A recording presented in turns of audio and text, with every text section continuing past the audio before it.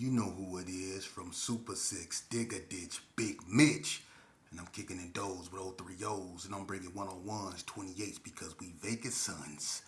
It's the Chronicles. You already know what it is with it, man. Do I really need to do this to you, man? Do you really want this, man? Okay, I'm going to do it for you, man. Big Bolo Yang with it, man. Don't make me do it to you, man. Y'all know I'm sending them things with it, man. Y'all better quit playing with me, man. Welcome to Vegas Chronicles with your man, the horror flick, Mr. Digger Ditch, Super 6, Big Mitch. And today, like any other day, man, we go, chop it up, talk about actual factuals, whether it's concerning Vegas, whether it's concerning whatever. For the most part, try to answer questions.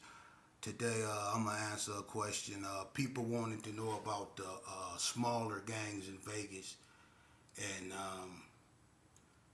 were the smaller gangs in Vegas actually turned up, was they relevant being, smaller gangs. Now, to me, when I speak on, Vegas and its history, I speak at it through my experience because me being a former gang member and a former known gang member, I was really active in these streets since '85. So I look at it from my standpoint and give you my opinion, not from somebody that stood on the sideline with some pom-poms or someone that won a few fights against their baby mama and think that's some form of riding. That ain't some form of riding, watching somebody else do some dirt that you should supposed to be signed up to help do. Just because you was there don't mean you participated in nothing. And that's what a bunch of y'all get it misconstrued because y'all think just because y'all was there when something went down, that make you some type of relevant type of, that don't make you relevant, But moving along. When it comes to the smaller gangs in Vegas, I guess you can say, first of all, some of the smaller gangs in Vegas would consist of people like, gangs like White Street. That's one of the smaller gangs.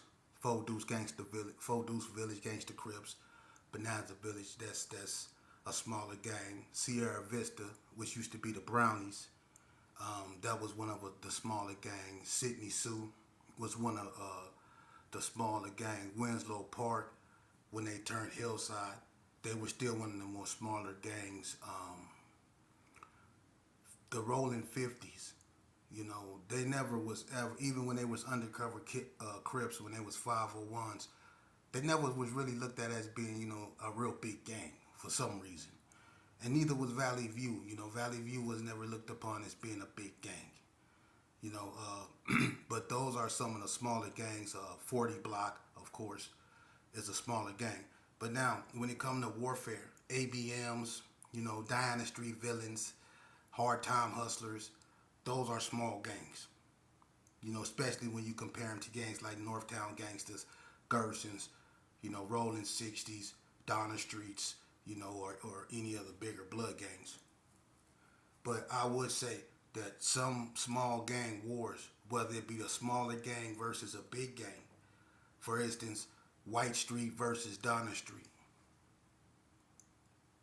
as vicious and notorious as Donna is, White Street, was they was doing their thing with the Donnas. They was going back and forth. It was on with them, But White Street just couldn't be pushed around,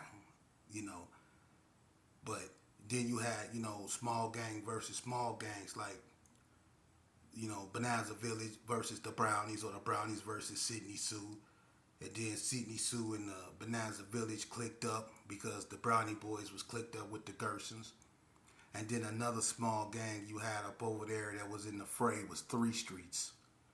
Three Streets is one of the smaller gangs.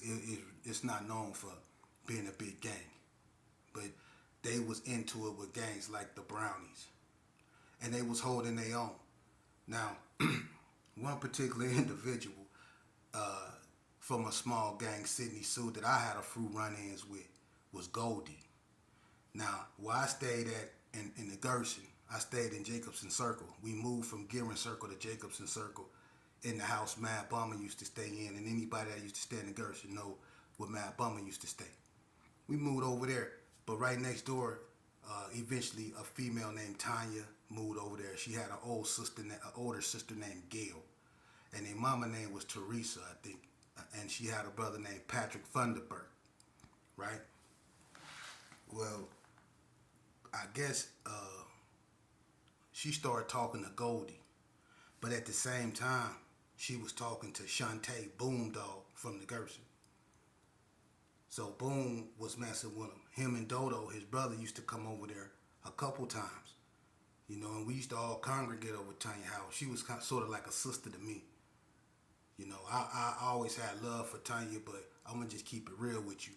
She could have got a lot of people killed because Tanya be talking to too many people, too many dudes from other neighborhoods be pulling up in front of her house, and that's a no-no, especially if you pulling up right across the street from the Gerson. You don't belong over there. She hanging all outside your car. All it takes is for one person to see you, and ain't no telling what's gonna happen. And it be females like that that get people killed. But Boomdog was messing with her, and I guess somehow Goldie started messing with her. They get into it. Boomdog end up busting on Goldie, right? Now Goldie tripping, and everybody know Goldie wasn't no punk little light skinned cat up out of Sydney Sue. He was with the function. So now he tripping. So one night I'm coming home, I got me some hot wings. I'm not even tripping. I'm not. My mind ain't on nothing but these wings, and I'm finna go up in there and watch X-Files and chill out. Man, I get he then parked across the street over there by Booker and turned off his lights. You know what I'm saying? So I get dropped off as I get out the car. As soon as I get out the car and start walking toward my house, he started blowing on me. And the reason why I knew it was him is because when he started blowing on me, I went one way, my high wings one way, and I laid flat on the ground. And I noticed his car. I know Goldie car. So when he blew on me, now it's a situation. So now me and him into it, because instead of him keeping it against against him and Boom, he just, I guess he found he'll get at any G he wanted. He seen he got at me. And make a long story short, I ended up, I was with some Brownie boys one day, and I wasn't, he wasn't on my mind, but I called him and Antonio Fisher. And me and Antonio Fisher, we got history from Elko. I broke his jaw over a Pac-Man game. Keeping it real, he'll tell you, he'll keep it real. I stole on him over a Pac-Man game in Indian Dorm. They had the Pac-Man game you can sit down and play, and you had to put your name on a piece of paper if you wanted to play the game. So I put my name on a piece of paper, and he went and he erased my name and put his on there. So I erased his and put mine back on there, and he go talk about he already called it. How you gonna call something and your name ain't on the paper? It's who put their name on the paper. That's who got next. It ain't you called it, and then it don't work like that. So me and him get into it, and I got tired of talking, and I stole on him, and I broke his jaw. So we was funking anyway. You know what I'm saying? So I caught him and Antonio Fish slipping, and I blew on him. So it was kind of like a back and forth thing, but he wasn't backing down. Just because they come from smaller hoods don't mean they punks. That's what I'm trying to say. He wasn't trying to hide or none of that. He was out, and if he seen me, he got at me. If I seen him, I got at him. This is straight stupidity, but that's just how it was. Just because people from small gangs, that didn't make them no punks. It's some vicious dudes, like the ABMs. They're a smaller gang. And I remember they got into it with Face behind some rims. I ain't no need to go into that, but G-Stone and Face got into it with the ABMs behind some Daytons. And they was tripping. And I remember Boo Loco called me and Kip not walking through the desert, and he came through there and had two big ass pistols and was like, what that anybody murderer like? And I ain't gonna even lie, he caught us slipping. We ain't had no gat or nothing. He had two fat ones. And I was so happy I known him. I called him by his real name, and I stuttered when I did it. I said, Tyron, what's happening, homie? I keep it real. Some of these dudes, I act like I stuttered when I said his name, and I said his real name. I said, Tyron, what's happening, homie? He had two fat ass pistols, excuse my French. But dudes be from small gangs, but they produce some vicious dudes. Down the street, the villains, um, Hitman, rest in peace. Evil, D-Man. It's a few over there down the streets that was, putting in work. So when just because the gang is small, don't think that they won't, they'll turn up. For real, for real. They'll turn up. Like when, I think in 1985, I'm not 85, 90, 94, 90, I think 95, uh, Cornbread got shot up real bad. I was in the hole when it happened because I tried to stab Big Looney. Me and Big Looney was in the hole at NNCC. Me, Big Looney, Dan Loke, and Bone from NTG. We was all in a hole. Bone was down B wing, and me and Big Looney. No, me and Big Looney was down B wing, and I think Bone was down A wing. And we get word and that some cat from Valley View, shot Bread up real bad. And first, and they were saying he was dead. We found out that that turned out not to be the case later, but they were saying he was dead, and I was like messed up because I was like, what? A Valley View killed Bread? You know what I'm saying? And Looney, I'm gonna keep it real. Big Looney was back there laughing. Him and Dan Loke, because Dan Loke just got ran off the yard by the Bloods. Frank Nitty just stabbed Dan Loke. So they was basically back there laughing at Bread getting, shot up. The View, which is a smaller gang, they got back active ever since my cousin Ricky Allen got killed. And that happened, I think, back in '89. The View really woke up and got back active, and you start hearing names like Buzz, homeboy with the eye patch, Big Looney, Reese, Maurice, my cousin Mackie, what I mean? You start hearing names over there ringing. The View they got active. And I tried to stab the shit out, excuse my French, but I tried to disembowel Big Looney because he was laughing just a little bit too hard when Bread got shot up. And I still remember when they, beat the brakes off us at that party. You know what I'm saying? So I tried to really get him. You know what I mean? But that just goes to show you, and that was Bread Dog, one of the most feared gangbangers out there. But, the View being a small gang didn't care nothing about that. And the way it was done, our homeboy closed the door. Yeah, and how them dudes left Bread and ran up out of there and left Bread his own homeboys. And they know who they is. They walking around here, and some of them acting like they didn't run up out of there. You ran up out of there. How y'all get up out of there and he couldn't? And dude closed the door and did what he had to do. How y'all open the door and get out and Bread couldn't?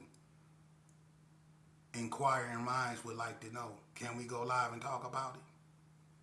Because those things that I just don't know how it could be done. How he couldn't get out the house, but y'all could. What crevice that y'all was able to squeeze through that he couldn't? Homie, see, that be your homies. And Bread was crippled from that point on in his life. That was basically the end of his banging career per se. From a member of a small gang.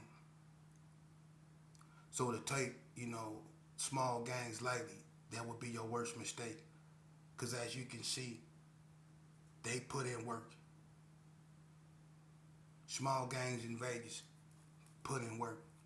And when I left the streets, I started hearing about the other ones that came along afterwards, like Perry Street, Non-Stop Gangsters, the Pueblos, Dogtown, whichever one you want to call it, and the cliques started rising. I heard about Ellis Street Mafia, all the, gangs start, coming up. Then you start hearing about territories like the Little Roguish, the BGs, places like that.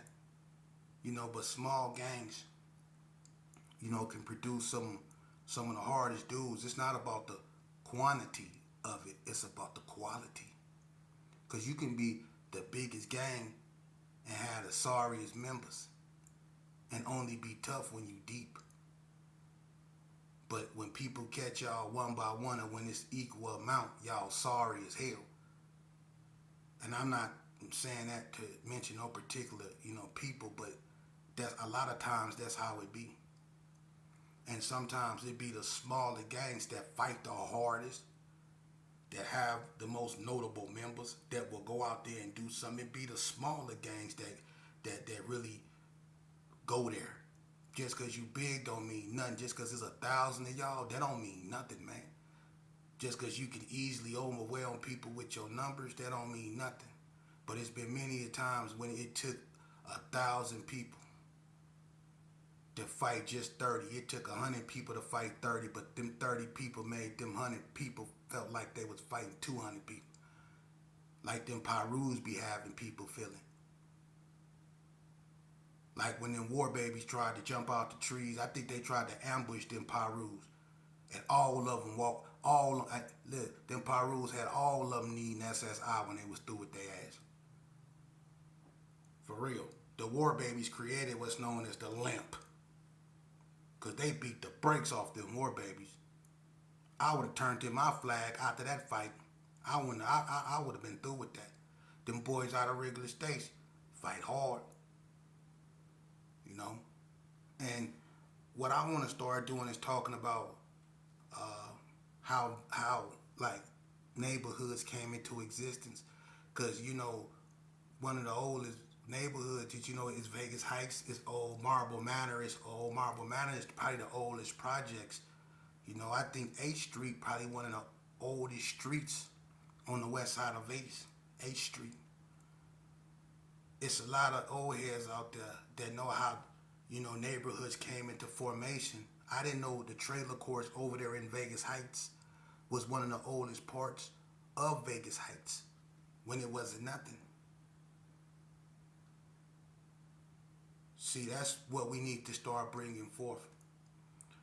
When it comes to smaller gangs, I just told you, yeah, they get active. And to be honest with you, when I used to gangbang, I come from the biggest gang in Las Vegas. And a lot of times that's what gave us the advantage. It's so many. If it don't be for the wax when they was worn with the 60s or when they was worn with the NTGs. When the NTGs went on one, the NTGs was at everybody. They was tearing up everything. A lot of people wasn't participating. They was hiding in the house. They wanted to be fathers to kids and mothers. You know what I'm saying? They wanted to get jobs and be out the way then, start doing what they parole officers and stuff start telling them what to do. When them NTGs and them other dudes got active when they wasn't playing. When it was on site, a lot of dudes was dressing, squared up. And their behavior reflects such. It was those little homies, the same ones they talked bad about and turned their back on, that stayed in the fray and kept what they was claiming alive. It was them little homies that put their life on the line that kept them relevant. It was they little homeboys that got out there. With the 60s, it was they little homeboys that got out there. Even with the Backstreet, it was they little homeboys that got out there. You could not, listen, when the Gershons went to war with the Backstreet, and I give credit where credit is due, even though it was stupid. I'm not glorifying this, but I'm showing you something. Because the so-called big homies, they turned their back on the little homies. But when that war with the Backstreet happened, the Backstreets killed not only a big homie, they killed Dragos, but they also killed Bam Bam. Blew Lil C's face off, he lived. But when it was on, you heard Cat name. I'm going to just say Cat. You heard Cat name ring, and Cat wasn't playing. Cat was out there putting in work. A little homie, a whack, wouldn't let them get no sleep. But it was a lot of dudes not doing nothing. But what they doing now? Talking. Ain't threw a bottle at a pigeon. Wouldn't cuss out a shadow. Won't lick a stamp, but they'll talk. Well, if you go talk, because that's what you go do, keep it positive. Why you talking about people that just trying to do positive things?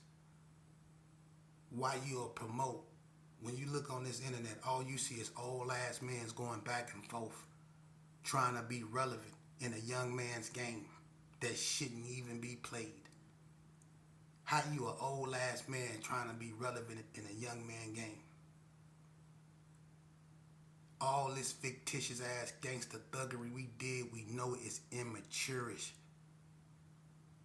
We know what it is. We've been there. We know we acted that way because we didn't want to grow up or act our age. It's immature behavior. The same behavior monkeys display when they want to be heard. When monkeys want to be heard, they poke their chests out, throw rocks, make a lot of noise, and do a bunch of rah-rah-rahing. That's what monkeys do. And that's what we was doing when we was out there gang banging, poking our chests out, doing a bunch of rah-rah-rahing. Because when it got serious, after we did this and took somebody's life, and it's an APB out for us, when it got serious and we realized we wasn't as tough as we thought we was, we realized all we was doing was rah-rah-rahing. Because now we on the run from the real gangsters. See, that's why I said Metro is the hardest gang in Vegas. See? Because when they was looking for me, even some of my own homeboys told me they mama didn't want me hanging around them. They started listening to their mama right then and there when things got serious. So when I use my platform, I'm going to tell you the truth. The game that we play up out here is fictitious as hell. It might sound good, it feel good, everybody want to be respected and everybody want to be hard. Respect is earned. And being hard is in the eye of the beholder, because brother, you can never be hard enough. The hardest men I know are the ones that went to school, got their education, paid off their house. They kicked back in a chair with their feet crossed, watching their goddamn 90-inch, 100-inch TV, not worried about nothing. Pimping the mailman. Those the hardest dudes I know, who children still respect them. Them the hardest dudes I know, who pull a child for a woman, who open the door up for her, who don't refer to them as bitches. You know, who do more listening instead of talking. Who just don't love them, but fall in love with them. It's easy to love someone. I love hot wings. But when it comes to a woman, a real man falls in love with her. If you ain't in love with her, you don't love her. You can love anything. You tell your homies that every day, I love you, homie. But when it comes to women, or your woman, if you ain't in love with her, you don't love her. She just another homie. Keeping it real. But yeah, like I was saying, smaller gangs, they get it cracking, just like the bigger gangs. And it's something I probably didn't mention, but just to answer that question, yeah, they get cracking out here, man. I don't recommend nobody joining one. That's something I don't recommend. Joining a gang. The most gangsterest thing I ever did, and I'm keeping it real, was get out of a gang. And it's hard, especially when you know and you've been in it as long as I have, since the age of 10. What I've been through and continue to go through, like the process of healing. I still have nightmares, I still find myself alone, thinking about things and people that's no longer here. And I still cry to this day, behind not just what I did, but what has been done. Not just to me, but to us. We all hurting and don't know how to express ourselves. We done tied this big old knot that we need to untie, but don't know where to start. But it has to be done because the future of who we are as a people depends on it. We can't continue to blame other entities such as law enforcement or what we can consider the racial injustice system. That could be there and that could be true, but there has to be a time and place to deal with that. You can't deal with that without dealing with what's really affecting us, which is us. We can't admonish people out there for what they doing or what we perceive as injustice when what we know is going on within our communities, like these boys robbing the elderly or our children running up in these stores acting like I don't know what, subhuman. Look up James Madison and the 3/5 of the human. He drafted that. Look up James Madison and look at how we acting. For real, the responsibility falls in our lap. I don't want to hear nothing about what went on back in the 1800s during Jim Crow or black codes. There's a time and a place to have that discussion. But when you have your children out here on TV doing what they doing, and instead of, listen, and when something is happening, when you see a grown ass man jumping on a black woman, and instead of helping her, you pull out your camera.